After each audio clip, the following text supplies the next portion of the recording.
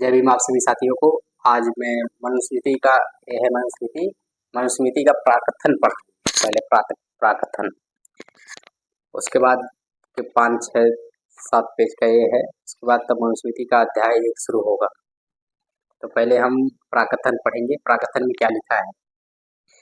इसमें लिखा है सारी सृष्टि पदार्थ से निर्मित है, इसमें मतभेद नहीं है। यदि मतभेद पाया जाता तो इस बात पर कि सृष्टि का निर्माण पदार्थ के सहज स्वभाव व्याघात के कारण हुआ है या इसका कोई बनाने वाला है। पदार्थवादी तर्क से ये निष्कर्ष पर पहुंचते हैं कि सृष्टि को बनाने वाला कोई नहीं है, यह अपने आप बनी है। जैसे स्त्री पुरुष के समागम से संतान पैदा होती है या सांड गाय के संभोग से बछवा या बछिया पैदा होती है, इसी प्रकार सारे प्राणी पदार्थ से ही स्वयं उत्पन्न हुए हैं, क्योंकि स्त्री पुरुष दोनों चैतन्य पदार्थ है और इनका परस्पर मिलन पदार्थ के स्वाभाविक संघात का परिणाम है। जब यह प्रश्न किया जाता है कि आखिर कुछ पदार्थ निर्जीव है और कुछ सजीव की भांति काम करने वाले यानी मशीन के रूप में है, तो यह पदार्थ भेद कैसे होता है? इसका उत्तर पदार्थवादी यानी सहज रूप से देता है कि पदार्थ की संगठित संरचना चेतन होती है, अर्थात हर प्राणी पदार्थ का ऐसा संगठित रूप है जो एक निश्चित प्रक्रिया से निश्चित अवधि में निरंतर रचित हुआ है।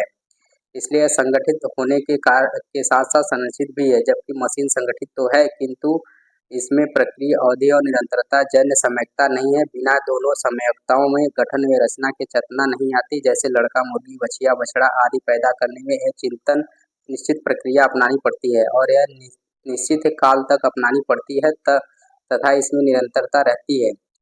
तब जो स्वरूप उत्पन्न होता है वह चेतन होता है। इस सम्यकता का अभाव होते ही चेतना नष्ट हो जाती है।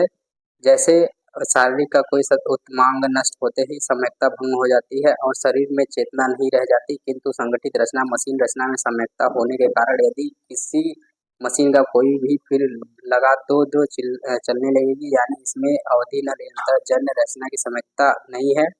यही कारण है कि आदमी कितना भी